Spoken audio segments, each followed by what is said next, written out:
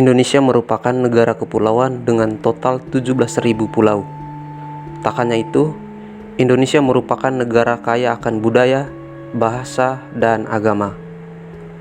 Satu hal yang tak akan pernah hilang dari ingatan kita saat ini adalah tentang penjajahan kolonialisme Belanda. Sekitar setengah abad atau 350 tahun lamanya, Indonesia dijajah Belanda. Bicara mengenai penjajahan, tentunya ada perlawanan dari sejumlah tokoh nasional kita kala itu.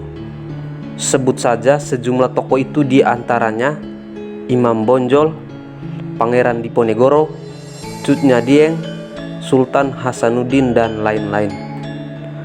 Salah satu tokoh asal timur yang kurang terekspos kala itu adalah Motang Rua, pahlawan asal Flores, Manggarai, NTT.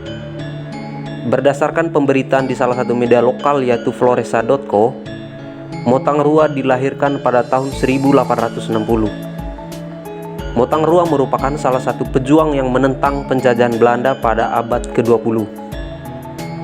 Motang Rua merupakan tokoh kelahiran Kampung Beukina, Desa Gololangkok, Kecamatan Rahong Utara. Berdasarkan pemberitaan media itu, kisah perlawanan Motang Rua terjadi setelah Belanda mendirikan pemerintahan sipil dan militer di tanah Manggarai pada abad ke-20. Singkat cerita, Belanda memiliki pusat pemerintahan di Puni Ruteng. Belanda lantas membangun rumah dan perkantoran dengan mempekerjakan rakyat Manggarai. Tindakan semena-mena itu tak diterima Motang Rua. Lalu, Motang Rua membangun sebuah kekuatan dengan mengajak Sesa Ame Bembang, Padang Ame Naga, Naga Ame Demong, Lapa Ame Sampu, Angko, Rumbang, Tengga Ame Gerong, Sadu Ame Empaung, yang meninggal di pembuangan Sawalunto, Nampong, Ame Tilek, dan Ulur untuk melakukan perlawanan. Kekuatan itu pun datang dari sejumlah kedaluan seperti kedaluan Lelak, ada Paci Ame Rami, Garang Rombeng Rejeng, dan Dereng Ame Darung.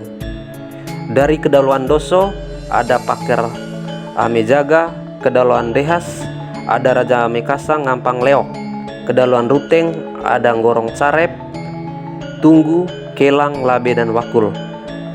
Motang Rua juga mengajak adik dan kakaknya sendiri yaitu Ranggung Lalong Elor, Parang Ame Panggung, Gelong, Parung Jalal Galuh, Lancar Lalong Pongkor, Latu Landorata, Tangur, Nicik, Nggangga, Anggang Ame Geong, Nancung Lakorani, Tagung Dorok, Corok, Rede, Seneng, Talo, Hasa, dan Andor Jagu.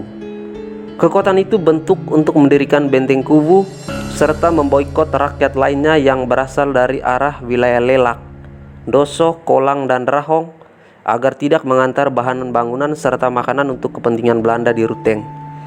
Alang-alang, ijuk, dan balok dipotong-potong baru kemudian dikirim ke Ruteng. Merespon hal itu, Belanda menyuruh kurir khusus bernama Japa Ame Iba. Setibanya di Waikang, Japa Ame Iba memukul seorang rakyat yang bernama Unduk, yang merupakan pengantar alang-alang. Peristiwa pemukulan itu pun berujung pembunuhan terhadap utusan khusus itu oleh Motang Rua. Serdadu Belanda pun lantas geram dengan insiden itu. Kemudian Belanda memanggil dulu Pasa Sesa Ame Bemban ke Puni Ruteng pada 31 Juli 1909. Melalui dana Pasa ini, Belanda memerintahkan agar Motang Rua menghadap Belanda. Alih-alih menghadap, Motang Rua malah menantang. Seraya berujar, "Kami tidak akan takluk kepada Belanda sampai kami mati, dan tanah ini tidak rela kami serahkan kepada orang Nggera atau kulit putih."